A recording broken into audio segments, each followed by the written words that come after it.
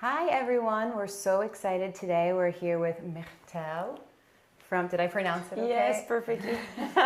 We did a little bit of practice before from Monochrome Atelier here in Paris, my favorite ceramicist ever.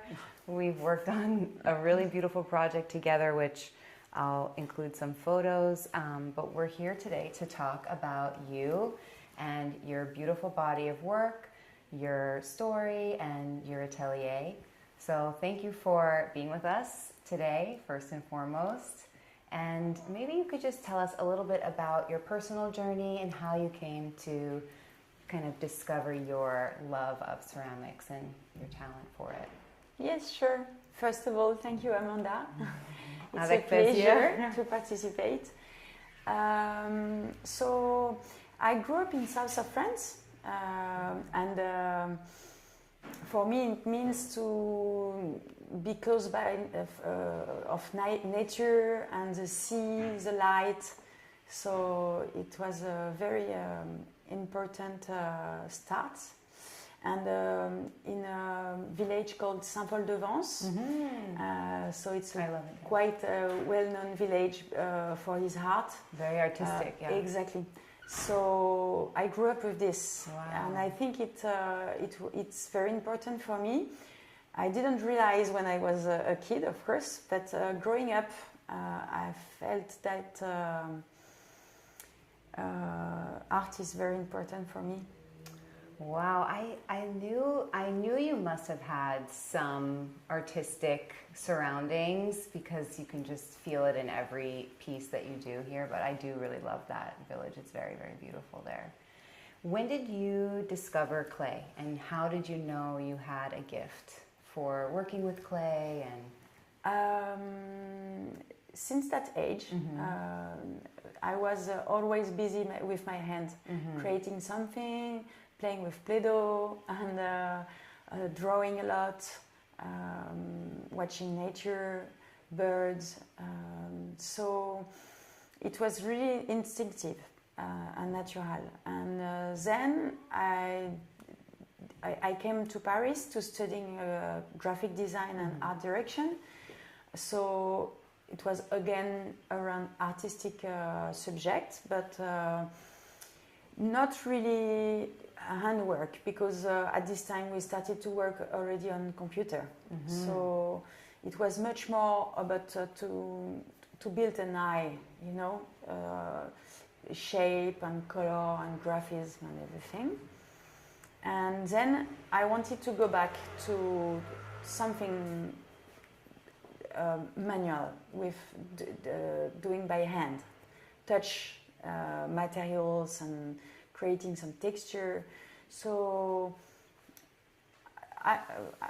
quite quickly I go back to clay, and I can say that I discovered that I was good at that at this time, but I really enjoyed to do it, and it was very natural for me. And what was one of your first clients or projects that was memorable for you, where you felt like, okay, maybe this is my future, this is what I'm going to do? I moved to Dubai.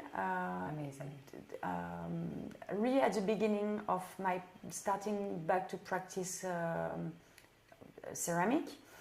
And for me, I didn't have this intention to be a ceramist. It was just a time to enjoy, you know. It was during my congé for birth, you know, before. And maternity leave. Exactly. So I had time for me, and I started to practice. And quite just after, I moved back to Dubai, and I wanted to keep going to practice ceramics, but without any idea. And when I showed my first flowers, because I started with porcelain flowers, I saw some very interest in my work, and I had the chance to meet some people who were working for jewelry, like Van Cleef or Cartier, and they started to ask me to think about something for the showcase, the windows. it was very interesting and amazing. Unfortunately, it stopped because it was not asked by Paris. So that was the ironic of the story, you know. But anyway, it was very interesting, and it gave me a little bit of confidence and some nice connection after that, like for restaurants, for interior designer. And I did an art residency there as well. Very interesting, and I was involved with craft, local craft, to do my project. So it was amazing. Very nice experience. That's a beautiful, and that's how you and I also connected initially. Was we did a little project together, and I know now, you know, before we started, you were saying you're doing quite a bit of B2B, and so whether it's, you know, bigger brands, luxury brands, or homeware brands, you know, you did, I think you got a really nice foundation with the work that you started there in Dubai. And when you think about your inspiration, and your shapes are so unique, I think, you know, we'll take some really good close-ups, but everything is so beautiful and delicate, but also strong. And when you think of your inspiration, I know you mentioned nature, but for your forms and your colors, is there anything specific within nature, like the ocean or the forest, that you just feel like you know, I know you're going to Greece, maybe that's your secret, where you feel like you really get connected to your ideas? Yes, nature is a really big inspiration, as many artists. But maybe my formation as a graphic designer or art director, it's to catch some particularity of the nature, maybe much more as a texture, or maybe some graphism in the nature, like in mineral, you can have this line or shape, very round but not totally round. So I'm very sensitive of that. And after architecture as well is very inspiring.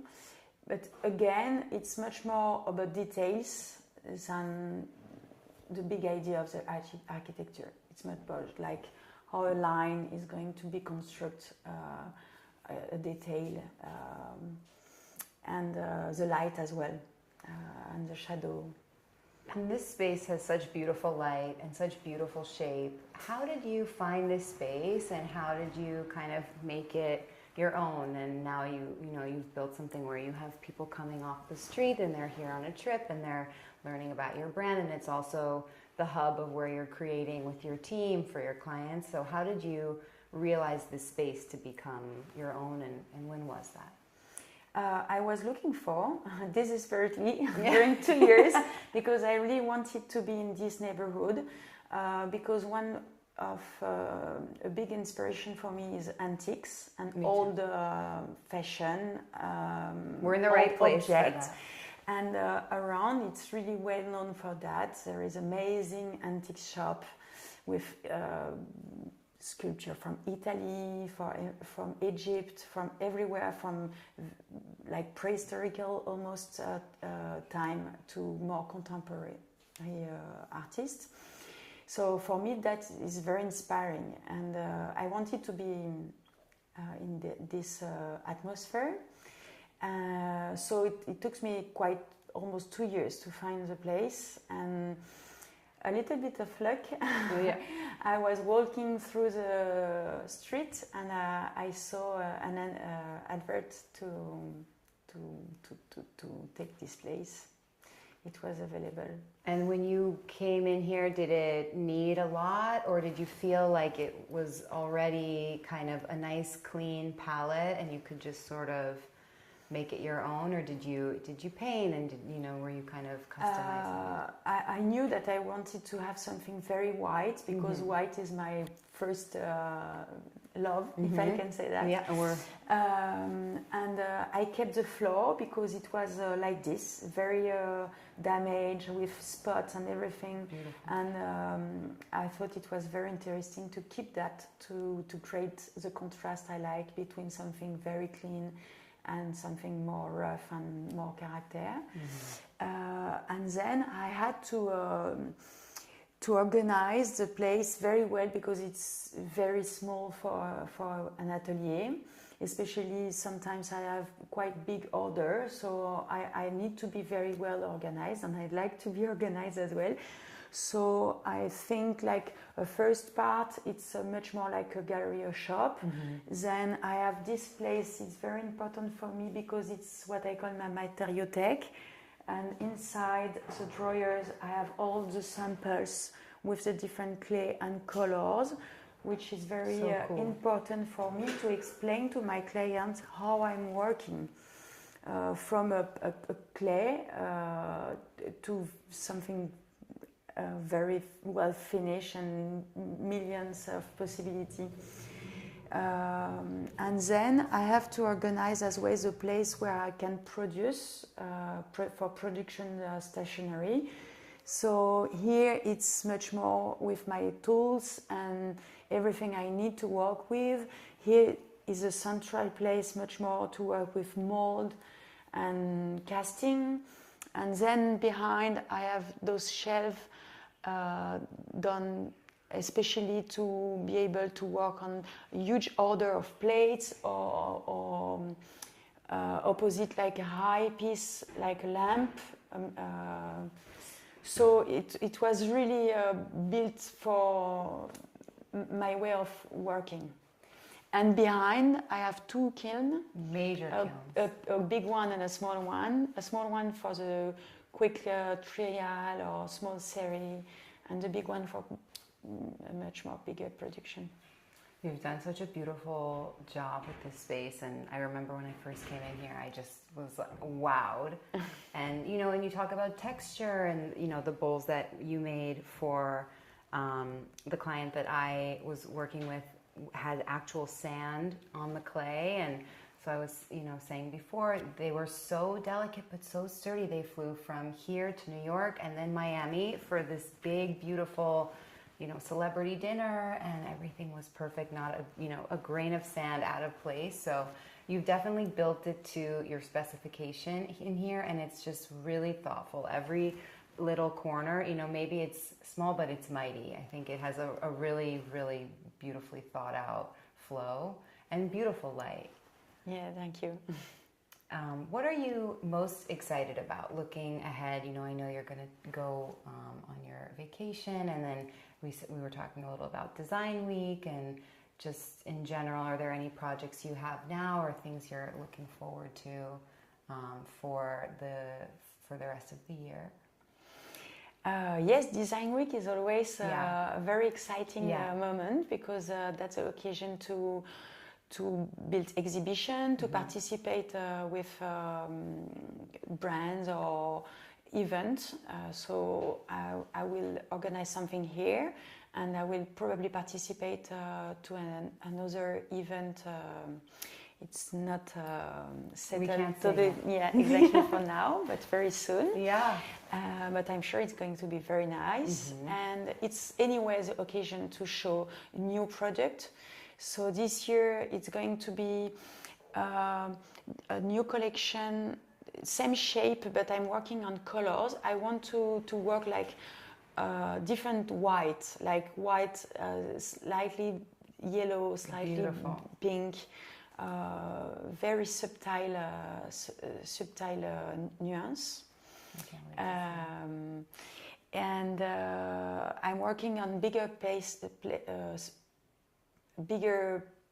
pieces as well. Like lamp is always a nice subject for me. So I'm going to do this drawing. It's a big lamp like the black one behind you, but it's going to be cream, like almost white, but not totally white, with shelf and mirror and hang parts. That's like a dresser almost. Exactly. Beautiful. Exactly. So 3 pieces in one. Wow. I mean, we're seeing some little sneak peeks of what's to come, and like you said, we won't say, but there's some beautiful hints in here for Design Week and the rest of the year for you. And my last question for you is, what does designing a life mean to you as a creative and an artist and, you know, a woman founder of this successful business? What does that mean to you? That's a good question. I think it's about creating our own life. Sometimes we want to reproduce something we think it works, like maybe working hour or rhythm. But actually I have my own rhythm because of my children and my family, and I want to be available for them and for me as well. Yeah. So I organized my schedule to be available enough for them and for me, but as well for my clients, because I want to be totally dedicated to them when I need to be. So the fact to have my own atelier is perfect for that, so I can manage my schedule. And sometimes I come back after dinner, you know. The day is finished, I enjoy a time with my family, and I'm available again to come to work a few hours, and it's very quiet, nobody in the street, so it's a special moment for me. I like that. It's so smart and it's so unique. You've designed a very beautiful life and you've designed a very beautiful business, and I'm so thankful for your time today, and I'll be sure to, come for Design Week, hopefully, if you hope so. And we'll, share more of the collections then. And just thank you so much for talking to us today. Thank you.